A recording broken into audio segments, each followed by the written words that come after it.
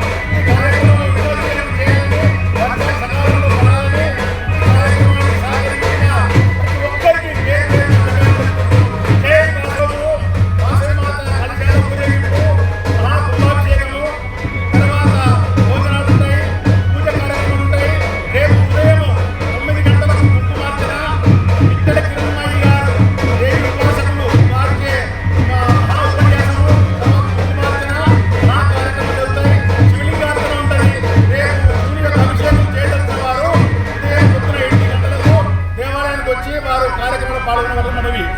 ఇట్టి కార్యక్రమానికి